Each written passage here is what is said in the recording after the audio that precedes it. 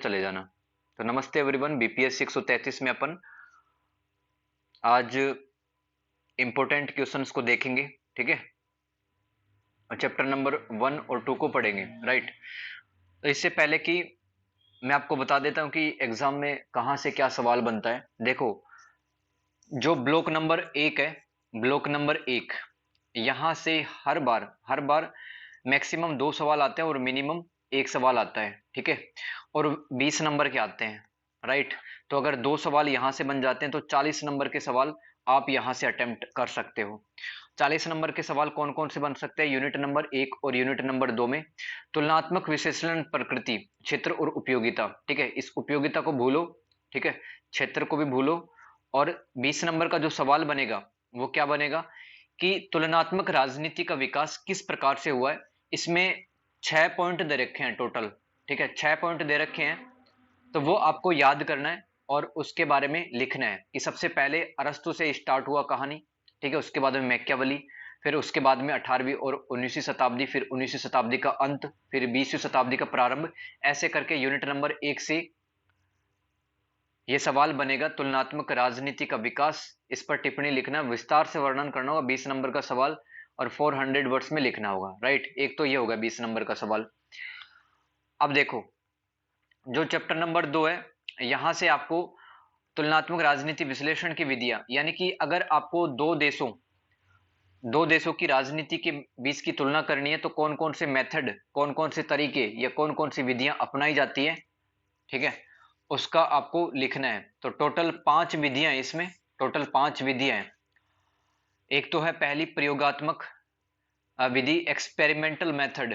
ठीक है, दूसरी है केस स्टडी, तीसरी है सांख्यिकी तरीका जिसको स्टेटिस्टिकल मेथड्स भी कहते हैं, चौथा है फोकस्ड कंपैरिजन, केंद्रित तुलनात्मक अध्ययन, फिर पांचवा ऐतिहासिक विधि। तो इसमें 5 विधियां टोटल, वो एक 20 नंबर का सवाल बनता है।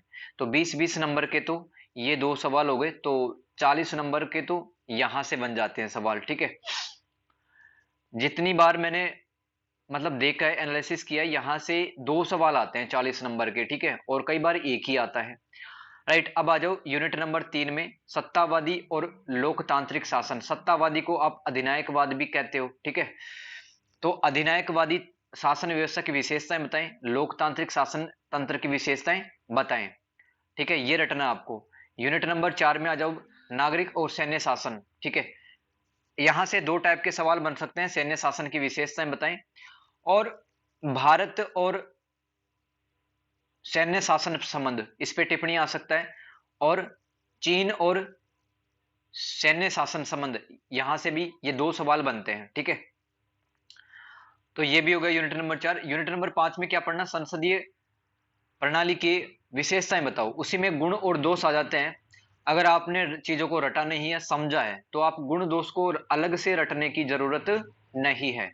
इसी तरह से आप अध्यक्षीय व्यवस्था की विशेषताएं रट लेना। ठीक है, और कम से कम इतना रटना कि अपने 3-4 पेज भर जाए। राइट, फिर यूनिट नंबर 6 में आ जाओ, संघीय व्यवस्था की विशेषताएं बताएं। मैंने अच्छे से करवा रखा है, एकात्मक व्यवस्था की विशेषताएं बताएं। ठीक है, संघीय व्यवस्था क्या होती है? जिसमें केंद्र सरकार और राज्य सरकार के बीच में शक्तियों का विभाजन होता है, और एकात्मक व्यवस्था में मतलब केंद्र ही सबसे ज्यादा ताकतवर होता है। तो केंद्र चाहता है तो वो ताकतें हैं वो बांट भी सकता है स्थानीय संस्थाओं को, और नहीं भी बांट सकता है।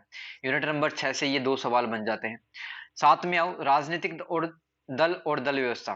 तो वहां पर राजनीतिक दलों की विशेषताएं पूछी जा सकती हैं, राजनीतिक दलों के कार्य पूछे जा सकते हैं, राजनीतिक दलों की अर्थ पूछे जा सकता है। राइट, यूनिट नंबर 8, दबाव समूह। दबाव समूह के आपको टाइप याद करने हैं, कितने तरह के होते हैं दबाव समूह, और उसमें एग्जाम्पल याद करना है फिर। ठीक है, और दबाव समूह की विशेषताएं बताओ, ये भी सवाल आ सकता है। और तीसरा सवाल यहाँ पे ये बन सकता है कि एक लोकतांत्रिक देश में दबाव समूह की भूमिका क्या होती है। इसको 20 नंबर का ये सवाल आ सकता है, इस पर लिखना आ सकता है कि लोकतांत्रिक देशों में दबाव समूह किस प्रकार से अपनी भूमिका निभाता है। ठीक है, चुनावी प्रक्रिया, यूनिट नंबर 9, इसमें आपको आनुपातिक प्रतिनिधित्व प्रणाली होती क्या है वो याद करनी है, प्रोपोर्शनल रिप्रेजेंटेशन कहते हैं इसको। ठीक है, और फिर आपको एफपीटीपी, एफपीटीपी का क्या मतलब है? एफपीटीपी का मतलब है एक सेकेंड। तो मैं आपको बता रहा था कि चुनावी प्रक्रिया यूनिट नंबर 9 में एक तो आपको first past the post system, ठीक है, एक ये चुनाव की विधि होती है, इसको रटना है। और आनुपातिक प्रतिनिधित्व प्रणाली ये होती क्या है, और किन पदों के चुनाव इससे करवाए जाते हैं, कम से कम दो तो याद कर लेना इसमें, ठीक है। अब यूनिट नंबर 10 में आ जाओ। 10 से क्या सवाल बनेगा? यूनिट नंबर 10 से विकसित और विकासशील देशों में राज्य की स्थिति पर टिप्पणी लिखनी है। विकसित देशों में राज्य किस प्रकार का होता है और विकासशील देशों में राज्य किस प्रकार का होता है, ठीक है। यूनिट नंबर 11 में आ जाओ, राज्य नागरिक समाज संबंध। तो यहां से क्या सवाल बन सकते हैं? यूनिट नंबर 11 में एक तो आपको राज्य और नागरिक समाज से संबंधित परिप्रेक्ष्य याद करने हैं। परिप्रेक्ष्य जानते हो ना, दृष्टिकोण याद करना है आपको। एक तो ये 20 नंबर का सवाल बनेगा यहां से। और दूसरा क्या बन सकता है कि विभिन्न राज्यों में राज्य और नागरिक समाज की जो संबंध होते हैं उसकी प्रकृति आपको बतानी है। जैसे कि अमेरिका में लोगों का और राज्य के बीच में कैसे संबंध होता है, पूरी यूरोप में कैसा संबंध है, ठीक है, विकासशील देशों में कैसा संबंध है। ये मैंने लिखवा रखा, बहुत अच्छे से लिखवा है और 2 बार पढ़ा है इस चैप्टर को। यूनिट नंबर 12 में आ जाओ, वैश्वीकरण के युग में राज्य, ठीक है।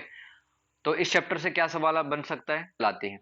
तो यूनिट नंबर 12 से आपको एक सवाल याद करना कि वैश्वीकरण के कारण राज्य की प्रकृति पर, राज्य की संप्रभुता पर और राज्य के आंतरिक कार्यों पर क्या प्रभाव पड़ता है।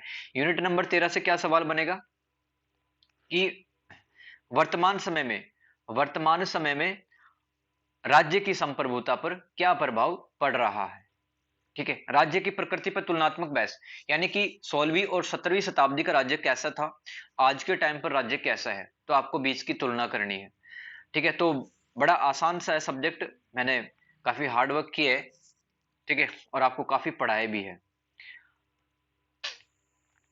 यूनिट नंबर 2 बीपीएससी 133 तुलनात्मक राजनीति में तुलना करने की विधियां, ठीक है। देखो, तुलना क्यों करते हैं दोस्त अपन, कंपैरिजन क्यों करते हैं दो चीजों के बीच में, ठीक है। जैसे कि अपन फल खरीदने जाते हैं, ठीक है, मोबाइल फोन खरीदने जाते हैं, राइट। और जब हम कैरियर का ऑप्शन चूज करते हैं, जैसे कि मेरे को कोई गवर्नमेंट एग्जाम की प्रिपरेशन करनी है, मेरे को बीएससी करनी है, बीए करनी है, बीकॉम करनी है, बीसीए करनी है, बीटेक करनी है, राइट, या मेरे को पढ़ाई लिखाई नहीं करनी, मेरे को स्पोर्ट्स में जाना है, म्यूजिक सीखना है, या फिर, तो जब भी हम इस प्रकार के डेली लाइफ के जो डिसीजन रहते हैं, जैसे कि सब्जी खरीदना है, फल खरीदना है, मोबाइल देखना है नया, ठीक है, या फिर कोई कैरियर ऑप्शन अपन सेलेक्ट कर रहे हैं, तो अपन कंपैरिजन करते हैं ना। मोबाइल ऐसे आंख मूंद कर तो ले नहीं लेते अपन, अपने दोस्तों को देखते हैं, यूट्यूब पे सर्च करते हैं कि कौन सा मोबाइल अच्छा है, उसकी कितनी रैम है, कैमरा कैसा है, इसका स्पेसिफिकेशंस कैसे हैं। तो डेली लाइफ में भी अपन डिफरेंट थिंग्स के बीच में कंपैरिजन करते हैं, अलग अलग चीजों के बीच में तुलना करते हैं। तो तुलना से क्या होता है कि अपने को श्रेष्ठ वस्तु का पता चलता है। तो जब हम राजनीति में तुलना करते हैं तो अपन अपने को श्रेष्ठ शासन व्यवस्थाओं का पता चलता है। जैसे कि निरंकुश शासन पद्धति और लोकतंत्र शासन पद्धति की अगर तुलना की जाए तो अपन क्या बेहतर पाएंगे कि लोकतंत्र अच्छा है, जो उसमें एक नागरिक को आजादी, अधिकार, स्वतंत्रता, ठीक है, ये सब मिलता है, और वहां पर संविधान की सहायता से शासन चला जाता है। तो जब हम सामाजिक व राजनीतिक घटनाओं की तुलना करते हैं तो हमें क्या चाहिए, विधि चाहिए, तरीका चाहिए कोई। जब हम सामाजिक व राजनीतिक घटनाओं की तुलना करते हैं तो हमें क्या चाहिए, विधि चाहिए।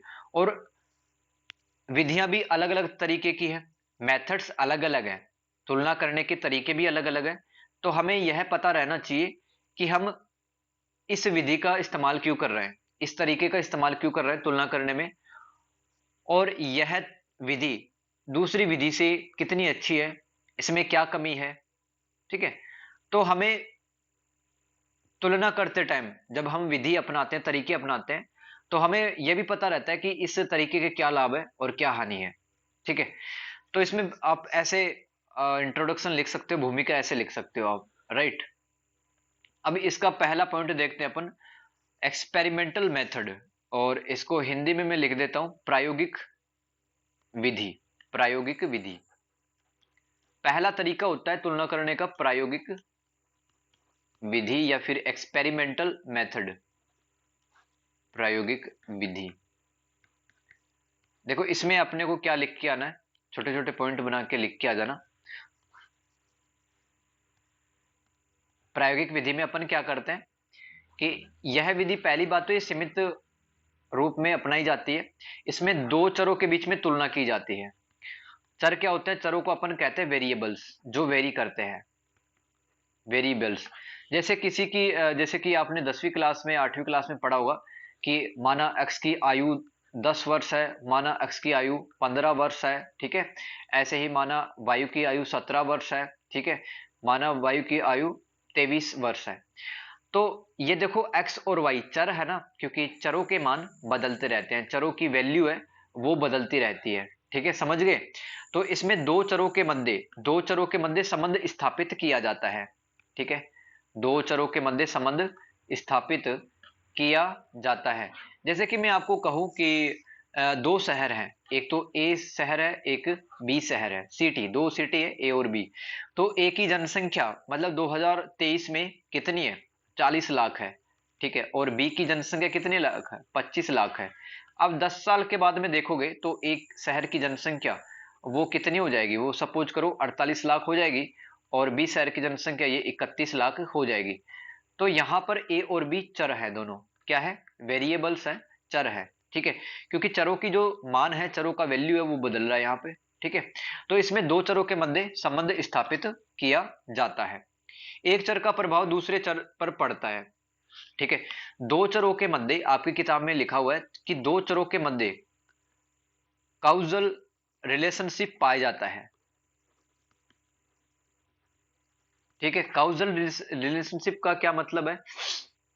जैसे कि एक बंदा सिगरेट पीता है, ठीक है, तो इस बात के चांस काफी ज्यादा बढ़ जाते हैं कि उसको लंग्स कैंसर होगा, यानी कि फेफड़े का कैंसर उसको होगा, फेफड़े का कैंसर, ठीक है। काउजल रिलेशनशिप का क्या मतलब होता है कि मतलब एक चीज का प्रभाव दूसरे चीज पर पड़ता है, कि सिगरेट पिएगा तभी उसको फेफड़े का कैंसर होगा, राइट। तो दो चरों के मध्य यहां पर संबंध स्थापित होता है और एक चर का प्रभाव दूसरे चर पर पड़ता है। जैसे कि आप ये देखो, दो बच्चे हैं, ठीक है। मैं दोनों के नाम लिख देता हूं, चलो। एक का नाम अनिल है, ठीक है।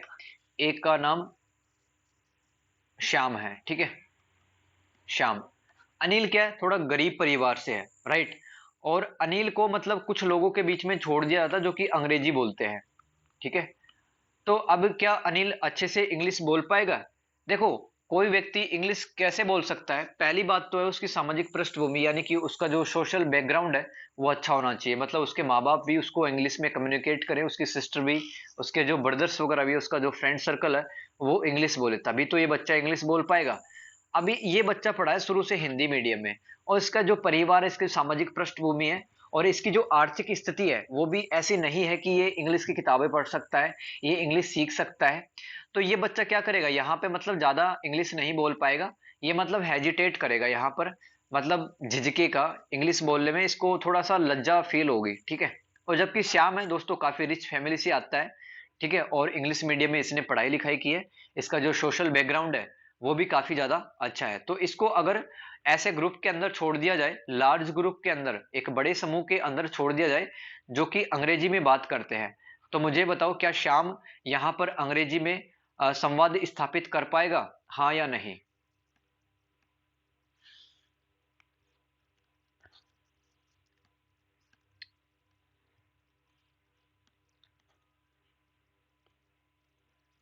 देखो वापस से सुनो, प्रायोगिक विधि में हम क्या करते हैं कि दो चरों के मध्य हम संबंध स्थापित करते हैं, ठीक है। और इस चीजों को थोड़ा सा सीरियस ले लो, क्योंकि अपना एग्जाम 5 तारीख को है, राइट। यहां से 20 नंबर का एक सवाल आता है। देखो यहां पर क्या करते हैं अपन, दो चरों के मध्य यहां पर संबंध स्थापित करते हैं। जैसे कि दो लड़के हैं, ठीक है, दो लड़के हैं, अनिल और श्याम। अनिल का जो बैकग्राउंड है वो थोड़ा अच्छा नहीं है, आर्थिक स्थिति भी अच्छी नहीं है, ठीक है। इसका जो फ्रेंड सर्कल है वो भी हिंदी में या स्थानीय भाषा में बात करता है। तो अनिल को अगर ऐसे समूह के बीच में छोड़ा जाए जो कि अंग्रेजी बोलता है, ठीक है, तो अनिल है अच्छे से कम्युनिकेट नहीं कर पाएगा, अच्छे से संवाद स्थापित नहीं कर पाएगा, क्योंकि अनिल का अंग्रेजी बोलना काफी कारकों पर निर्भर करता है कि इसका सामाजिक पृष्ठभूमि क्या है, इसकी आर्थिक स्थिति क्या है, इसके जो दोस्त हैं वो कैसे हैं, वो किस भाषा में बात करते हैं, ठीक है, और अनिल ने किस भाषा में पढ़ाई लिखाई की है अपनी। और एक तरफ श्याम है दोस्तों, काफी रिच फैमिली से, काफी अमीर परिवार से संबंध रखता है, इसके जो दोस्त हैं वो भी अंग्रेजी में बात करते हैं, राइट, और एक बहुत बड़ी स्कूल में भी पढ़ता है, ठीक है। तो इसको अगर ऐसे ग्रुप के बीच में छोड़ दिया जाए जो कि अंग्रेजी बोलते हैं, ठीक है, तो श्याम है वो अच्छे से कम्युनिकेट कर सकता है, अच्छे से संवाद स्थापित कर सकता है, ठीक है। तो देखो प्रायोगिक विधि में यही करते हैं अपन कि जो एक पर्यवेक्षक होता है, एक जो इन्विजिलेटर होता है, अब तुलना कौन करेगा, ठीक है, तुलना कौन कर रहा है यहाँ पर, आपको ये भी लिखना है कि एक पर्यवेक्षक, ठीक है, पर्यवेक्षक, जैसे कि आपकी एग्जाम में जो रोल नंबर चेक करने आता है, आपकी कॉपी पर साइन करने आता है, उसको क्या आपको क्या बोलते हो, उसको बोलते हो आप पर्यवेक्षक, ठीक है, और इंग्लिश में इसको बोलते हैं इन्विजिलेटर, इन्विजिलेटर, ठीक है। तो तुलना करने का काम कौन कर रहा है यहाँ पर, पर्यवेक्षक कर रहा है। तो पर्यवेक्षक ये देखेगा कि भाई जो अनिल है ये अच्छे से अंग्रेजी नहीं बोल पा रहा है, तो ये अनिल के सामाजिक पृष्ठभूमि की जांच करेगा, ठीक है, तुलना करेगा, अध्ययन करेगा, ठीक है, और मतलब किस स्कूल में पढ़ा है, इसके दोस्त किस भाषा का इस्तेमाल करते हैं, ये अध्ययन करेगा। और यही पर्यवेक्षक श्याम की पृष्ठभूमि, सामाजिक पृष्ठभूमि कैसी है, इसके परिवार में लोग कैसी भाषा बोलते हैं, इसके जो फ्रेंड सर्कल है वो कैसी भाषा बोलता है, तो पर्यवेक्षक क्या करेगा, वो अनिल और श्याम, अनिल और श्याम दोनों के बीच में तुलना करेगा कि ये लोग हैं, ये मतलब अनिल तो अच्छे से कम्युनिकेट, अच्छे से बात नहीं कर पाता अंग्रेजी में लोगों से, ग्रुप डिस्कशन भी नहीं कर पाता है, वार्तालाप अच्छे से नहीं कर पाता है, संवाद अच्छे से स्थापित नहीं कर पाता, जबकि जो श्याम है वो क्यों आखिरकार एक अंग्रेजी बोलने वालों के बीच में जाता है, समूह में जाता है और अच्छे से अंग्रेजी बोल पाता है। तो प्रायोगिक विधि में क्या करते हैं, पर्यवेक्षक प्रयोग करता है, कैसे प्रयोग करता है कि वो दो चर उठाता है, दो वेरिएबल्स उठाता है, उनके बीच में तुलना करता है। इस विधि में एक केस की गहराई से अध्ययन किया जाता है। केस का मतलब क्या होता है कि मतलब कोई केस ले लिया अपन ने, इस पर अपन स्टडी कर रहे हैं, तो इस विधि में एक केस की गहराई से अध्ययन किया जाता है, राइट। तो इसमें सिंगल केस के डेटा को प्राप्त करने का, देखो इसमें क्या किया जाता है कि एक सिंगल केस उठाया जाता है, ठीक है, एक सिंगल केस उठाया जाता है, जैसे कि मतलब किसी भी एक देश पर अध्ययन, देश की राजनीति का अध्ययन कर रहे हो तो वो देश एक सिंगल केस हो गया, ठीक है। तो इसमें एक सिंगल केस उठाया जाता है और यहां से सिंगल केस से कुछ डेटा, कुछ तथ्य, ठीक है, वो संग्रहित किए जाते हैं, वो कलेक्ट किए जाते हैं, राइट। और इन्हीं डेटा के आधार पर, इन्हीं डेटा के आधार पर हम अन्य केस की व्याख्या कर सकते हैं, ठीक है। डेटा के माध्यम से यह समझा जा सकता है कि जो स्वीडन, स्वीडन नाम का जो देश है और यूनाइटेड स्टेट्स ऑफ अमेरिका, इन देशों के अंदर समाजवादी पार्टी, सोशलिस्ट पार्टीज यहां पर क्यों नहीं है, ठीक है, यहां पर समाजवादी पार्टियां नहीं है, यहां पर कौन सी पार्टी है, लोकतांत्रिक पार्टियां, डेमोक्रेटिक पार्टीज है यहां पर, ठीक है। तो केस स्टडी विधि की सहायता से हम यह समझ सकते हैं कि स्वीडन और अमेरिका तथा अन्य यूरोप के देशों में समाजवादी पार्टियों का अस्तित्व न होकर लोकतंत्र पार्टियों की वहां पर मौजूदगी क्यों है। एक व्यक्ति था अलेक्सी द टोकविल, अलेक्सी द टोकविल, वो फ्रांस का रहने वाला था, ठीक है। तो अमेरिका की यात्रा की थी इन्होंने, तो इन्होंने फ्रांस व अमेरिका में शासन व्यवस्था को समझा था, ठीक है। इन्होंने एक केस उठाया, जैसे कि अलेक्सी द टोकविल जो व्यक्ति था, उसने फ्रांस की राजनीति का अध्ययन किया, ठीक है। फ्रांस, अलेक्सी द टोकविल के लिए एक केस हो गया है, ठीक है। फ्रांस से क्या क्या डेटा इकट्ठा कर सकता है, देखो फ्रांस के अंदर है ना 1789 ईस्वी में क्रांति हुई थी, एक क्रांति हुई थी, ठीक है, और बंधुत्व, समानता, इस प्रकार के कुछ इसके, इस क्रांति के मूल्य थे।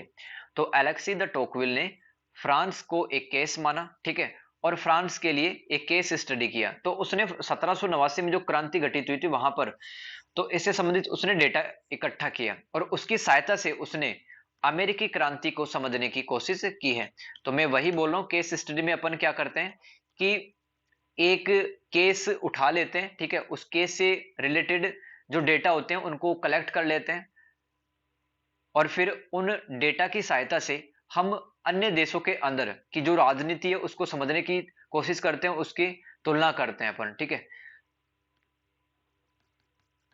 तो फ्रांस की क्रांति से संबंधित डेटा का इस्तेमाल का उपयोग अमेरिकी क्रांति को समझने में किया गया था। देखो दोनों ही क्रांति, चाहे वो फ्रांस की क्रांति हो 1789 की या फिर अमेरिकी क्रांति हो, तो दोनों ही क्रांतियों में कुछ मतलब तत्व थे, जैसे कि समानता, असमानता, भाई भतीजावाद। भतीजावाद क्या होता है, जैसे कि आप बहुत बड़े नेता बन जाते हो, फिर आप क्या चाहते हो कि मेरे ही परिवार के लोग वो नौकरी लगे, आप भ्रष्ट तरीकों से, गलत तरीकों से अपने ही जो फैमिली के लोग हैं उनको नौकरी दिलवा देते हो, राजनीति के अंदर घुसा देते हो अपने परिवार के लोगों को। तो इस चीज को कहते हैं नेपोटिज्म, ठीक है, या भाई भतीजावाद, राइट।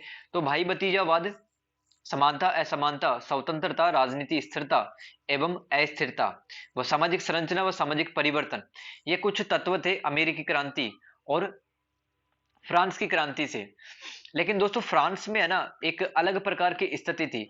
देखो फ्रांस में क्या चलता था पहले, एरिस्टोक्रेसी थी। एरिस्टोक्रेसी का क्या मतलब होता है, एक प्रकार की ये शासन व्यवस्था होती है, एरिस्टोक्रेसी, एरिस्टोक्रेसी, ठीक है। इसको हिंदी में क्या कहते हैं, अभिजाते, अभिजाते वर्ग शासन व्यवस्था। यानी कि दोस्तों जिनकी समाज के अंदर सामाजिक और आर्थिक स्थिति मजबूत है, जिनके पास में पावर है, ठीक है, वो लोग शासन के अंदर आ जाते हैं। तो इस प्रकार की शासन व्यवस्था को अभिजात्य वर्ग शासन व्यवस्था कहते हैं। इंग्लिश में इसको एरिस्टोक्रेसी रेजाइंस बोलते हैं। तो फ्रांस के अंदर 1789 से पहले अभिजात्य वर्ग शासन था, ठीक है, अभिजात्य वर्ग के लोग वहां पर शासन कर रहे थे। 1789 में जैसे ही क्रांति होती है दोस्त, तो यहां पर क्या स्थापित हो जाता है, लोकतंत्र स्थापित, लोगों का शासन यहां पर स्थापित हो जाता है। जबकि जो अमेरिकी क्रांति थी ना वो ऐसी नहीं थी। देखो अमेरिका में शुरू से ऐसा कहा जाता है कि जब से अमेरिका का जन्म हुआ है तो वहां पर लोकतंत्र ही था, ठीक है। समय के साथ में अमेरिका में लोकतंत्र में बस कमियां दूर होती चली गई, और आज के टाइम पर जो अमेरिका में डेमोक्रेसी है, अमेरिका की जो लोकतांत्रिक व्यवस्था है, वो मैच्योर स्टेट में है, यानी कि परिपक्व अवस्था में है अमेरिका की जो लोकतंत्र है। तो केस स्टडी में क्या करते हैं डियर, कि हम एक देश को उठा लेते हैं, ठीक है, उसकी राजनीति समझते हैं और उसके डेटा का इस्तेमाल हम दूसरे देशों के जो राजनीति है उसको समझने में करते हैं। जैसे कि फ्रांस में मतलब हमने डेटा कलेक्ट किया कि यहाँ पर समानता, असमानता, ठीक है, यहाँ पर भाई भतीजावाद चल रहा था, यहाँ पर लोगों को स्वतंत्रता नहीं थी, राजनीतिक अस्थिरता थी यहाँ पर। तो ऐसे कुछ मूल्य हमने इकट्ठा किए, ठीक है, और इन्हीं मूल्यों के आधार पर अमेरिकी क्रांति समझ ली है, राइट। इसमें यही समझना है कि फ्रांस की क्रांति से हमने कुछ मूल्य उठाए और फिर अमेरिका की क्रांति को अपन समझ रहे हैं, ठीक है, बस यही आपको लिखना है। तो दूसरा पॉइंट क्लियर होगा। कैसे तुलना करने का तीसरा तरीका होता है सांख्यिकी तरीका, यानी कि स्टेटिस्टिकल मेथड्स। तो इस विधि में क्या करते हैं अपन, मतलब ऐसे कैटेगरीज बांटते हैं, मतलब श्रेणियां। इस विधि में अपन क्या करते हैं, श्रेणियों का इस्तेमाल करते हैं, ठीक है। जैसे कि आपने टेबल बना दी कि मतलब 20 से लेकर 25 साल तक कितने लोग हैं वो ए पार्टी को वोट कर रहे हैं, ठीक है। 25 से लेकर 35 साल के बीच में जो युवा हैं वो कौन सी पार्टी को वोट कर रहे हैं। तो यहां पर श्रेणियों का इस्तेमाल करते हैं, समझ गए, और यहां पर चरों का भी इस्तेमाल करते हैं। तो यहां पर कैटेगरी और वेरिएबल्स दोनों का इस्तेमाल करते हैं। और ये श्रेणियां भी, ये जो चर होते हैं ना ये मात्रात्मक होते हैं। जैसे कि मैंने कह दिया कि 20 और 25 साल के बीच में जो युवा यूथ है वो किसी एक खास पार्टी को ही वोट दे रहा है इस साल। अगले साल हो सकता है कि जो 20 और 25 साल के बीच में जो यूथ है ना वो दूसरी पॉलिटिकल पार्टी को वोट दे के आ जाए, क्योंकि मन बदलता रहता है, ठीक है। तो चर का मतलब क्या है, जो कि हमेशा बदलता रहता है। चर का मतलब ये चर है आपका, ठीक है, 20 और 25 साल के बीच के जो युवा है ये आपका चर है। क्यों चर है, क्योंकि ये 2023 में तो ए पार्टी को वोट देते हैं, ठीक है, 2028 में बी पार्टी को वोट दे देगा। तो ये बदलता रहता है। तो सांख्यिकी विधि में श्रेणियां व चर प्रयोग में लाए जाते हैं जो मात्रात्मक, मात्रात्मक का मतलब होता है क्वांटिफाइएबल, ठीक है, मात्रात्मक होते हैं जिसको संख्याओं द्वारा प्रदर्शित किया जा सकता है। अब देखो सांख्यिकी तरीके से अपन कैसे तुलना कर सकते हैं, जैसे कि हम पता कर सकते हैं वोट्स का पैटर्न, ठीक है। जैसे कि मैंने कह दिया कि दो देश हैं ए और बी, हम दोनों देशों के बीच की तुलना कर रहे हैं, तो हम ऐसे भी तुलना कर सकते हैं कि ए देश के अंदर जो 20 से लेकर 25 साल जिनकी उम्र है, वो जो बच्चे हैं, ठीक है, यूथ है, वो किस पार्टी को वोट दे रहा है, और बी देश है, इसमें 20 से लेकर 25 साल के बीच में जो युवा वर्ग है, वो किस पार्टी को वोट देता है। तो यहाँ पर सांख्यिकी तरीका, सांख्यिकी का मतलब ही होता है कि आप संख्याओं का प्रयोग करते हैं यहाँ पर, ठीक है।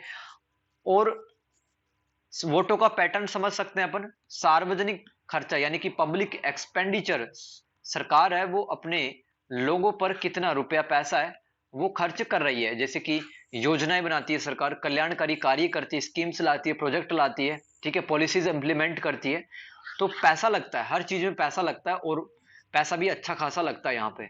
तो सार्वजनिक खर्चे को समझा जा सकता है, जैसे कि ए देश ने विकलांगों के लिए कितना रुपया खर्च किया है, और बी देश ने विकलांगों के लिए कितना पैसा खर्च किया है, तो तुलना हो गई ना। तो वोटों का पैटर्न, सार्वजनिक खर्चा, राजनीतिक पार्टियां, और ऐसे मतदाता जो कि मुकर जाते हैं, ठीक है। तो देखो, ये देश के अंदर कुछ वोटर्स है, वो 2023 में मतलब एक्स पार्टी को वोट दे रहे थे, और अ, इसी देश में 2028 में वाई पार्टी को वोट दे देंगे। तो कुछ वोटर है वो मुकर भी जाते हैं, तो हम टेबल बना लेंगे ऐसे, हम क्या करेंगे, टेबल बना लेंगे ऐसे, कि मतलब ऐसे कौन से वोटर थे जो कि 2023 में फलानी पार्टी को वोट दे रहे थे, अब वो मुकर चुके हैं, अब वो दूसरी पार्टी को वोट दे रहे हैं। शहरीकरण को समझा जा सकता है कि ये देश के अंदर कितने शहर थे 2023 में, ठीक है, 20 शहर, बी देश में कितने शहर हैं 2023 में, तो शहरीकरण समझा जा सकता है, जनसंख्या वृद्धि समझी जा सकती है। तो सांख्यिकी विधि में चरों की संख्याओं के मध्य संबंध स्थापित किया जा सकता है और अध्ययन किया जाता है। इस विधि का फायदा यह है कि विभिन्न डेटा का प्रभावशाली तथा विभिन्न, देखो, इस विधि का फायदा क्या है, आपके सामने डेटा उपस्थित रहता है। डेटा कैसे उपस्थित हो सकता है, आपने कुछ चार्ट वगैरह देखे होंगे ऐसे अपने लाइफ में, कभी ना कभी तो देखा होगा, ठीक है। ऐसे आप अपन ग्राफ प्लॉट करते हैं, ठीक है, 10th क्लास में होगा ना ऐसे, ठीक है, किसी शहर की जनसंख्या, ठीक है, वहां पर स्त्रियों की संख्या, वहां पर पुरुषों की संख्या, तो आपने 10वीं क्लास में जरूर देखा होगा। और देखो, डेटा को और इंटरेस्टिंग वे में, यानी कि विजुअली जो अपील अपील करते हैं, ठीक है, जो आकर्षित लगते हैं अपने को, जैसे कि कुछ डेटा आपने ऐसे भी देखे होंगे, ये एक 360 डिग्री का एक वृत्त रहता है, तो इसमें खाने से बने रहते हैं, ठीक है। तो जैसे कि ये मैंने लिख दिया कि भारत है वो अपनी इतनी ऊर्जा है वो कोयले से बनाता है, इतनी ऊर्जा है वो पानी की सहायता से बनाता है, और इतनी ऊर्जा वो नाभिकीय स्रोतों से बनाता है, ठीक है।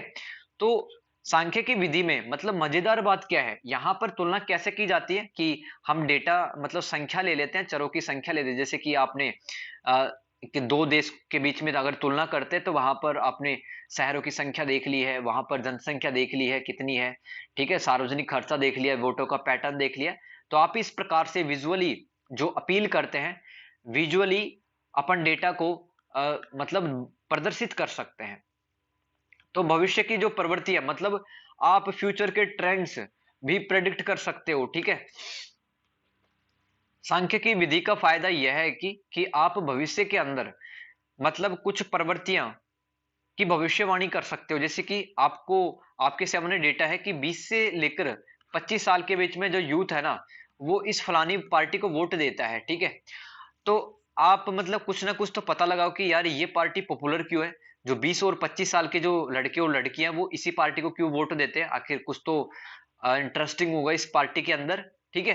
तो आप ये भी कह सकते हो कि भाई 20 और 25 साल के जो लड़के और लड़की है उन्होंने 2023 में वोट दे दिया, तो 2028 में भी कंफर्म है कि सरकार इन बच्चों के लिए अच्छे काम कर रही है, कॉलेज खुलवा रही है, ठीक है, स्टार्टअप में मदद कर रही है, बिजनेस में मदद कर रही है, राइट।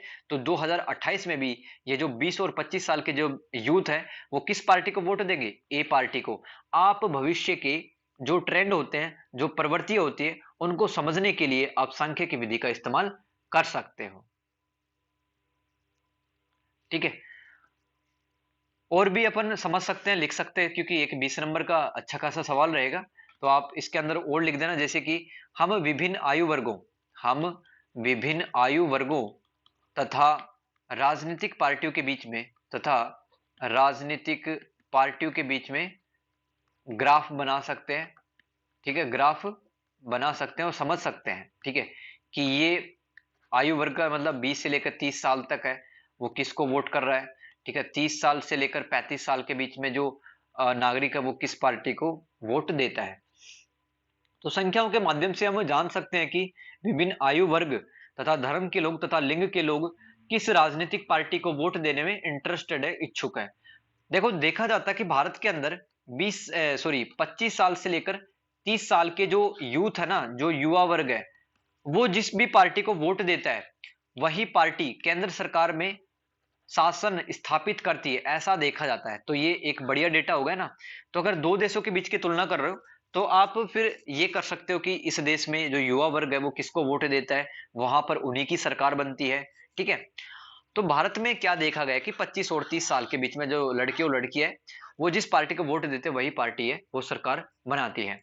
दोस्तों, इस विधि की भी कुछ कमियां हैं, तभी तो टोटल 5 विधि है, तुलना करने की 5 विधि है ना टोटल। तो इस विधि की कमी क्या है कि अपन पूरी तरह से तुलना नहीं कर सकते यहाँ पर।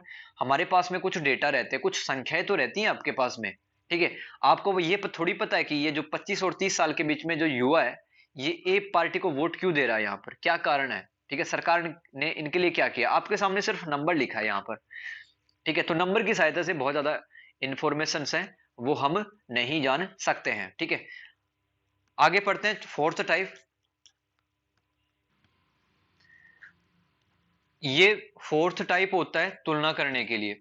तो देखो, ध्यान केंद्रित मतलब यहां पर अपन कुछ ही देशों पर फोकस करेंगे, हमारा जो ध्यान है वो कुछ देशों की राजनीति के ऊपर ही रहेगा। तो इसमें बहुत कम देशों की तुलना पर ध्यान केंद्रित किया जाता है। तुलना करते समय भी बहुत कम डायमेंशन अपन ले पाते हैं। जैसे कि हमें ध्यान केंद्रित तुलना करनी है तो हम क्या ले लेंगे, दो देशों की तुलना करनी है, जैसे कि ए और बी ले लिया। तो अपन सारे जितने भी पहलू होते हैं उनको नहीं लेंगे, हम दो चार ले लेते हैं बस। जैसे कि हमने दो देशों के बीच में जनसंख्या की तुलना कर ली, और यहाँ पर राजनीतिक पार्टियों के बीच की तुलना कर ली, और इन दो देशों के बीच में दबाव समूह कैसे काम करते हैं उसकी तुलना कर ली, शहरीकरण पे बात कर ली। बस गिने चुने पहलुओं के आधार पर जब हम दो देशों के बीच की राजनीति की तुलना करते हैं तो हम उसको क्या कहते हैं, ध्यान केंद्रित तुलनाएं। देखो, इस दुनिया के अंदर तकरीबन 200 के आसपास देश हैं। ठीक है, राइट। तो हम ध्यान केंद्रित तुलनाओं में सिर्फ लिमिटेड कंट्रीज की बात करते हैं, सिर्फ कुछ ही देशों की बात करते हैं, और कई बार तो हम दो देशों के बीच की ही तुलना करते हैं। अब देखो, ध्यान केंद्रित तुलनाएं में अपन दो तरीके अपनाते हैं। ये बहुत ही ज्यादा इंपॉर्टेंट है, अगर ये लिख के आओगे तो नंबर कटने के जो चांस है वो जीरो हो जाएंगे। ठीक है, एक तो होता है इम्प्लिसिट इम्प्लिसिट तुलना। ठीक है, इम्प्लिसिट तुलना इम्प्लिसिट तुलना। एक होता है एक्सप्लिसिट। अब इसको हिंदी में क्या कहते हैं, लिखा होगा उस पैराग्राफ में। तो डियर, इम्प्लिसिट तुलना किसको कहते हैं, जैसे कि एक तुलना करने वाला व्यक्ति पर्यवेक्षक कहलाता है। ठीक है, तो पर्यवेक्षक अपने ही देश की तुलना किसी दूसरे देश की राजनीति से तुलना कर देगा। इम्प्लिसिट का मतलब क्या होता है भाई, तुलना करने वाला कोई भी व्यक्ति है ना वो अपना देश लेता है। ठीक है, और अपने देश की तुलना वो दूसरे देशों की राजनीति से तुलना करता है। एक्सप्लिसिट तुलना क्या कहलाती है, एक्सप्लिसिट तुलना में दुनिया के कोई भी दो देशों की तुलना की जा सकती है। तो ये हो गया ध्यान केंद्रित तुलना। ठीक है, फोकस्ड कंपैरेटिव मेथड्स हो गया सबको याद। तुलना करने की ये पांचवी विधि होती है, ऐतिहासिक विधि।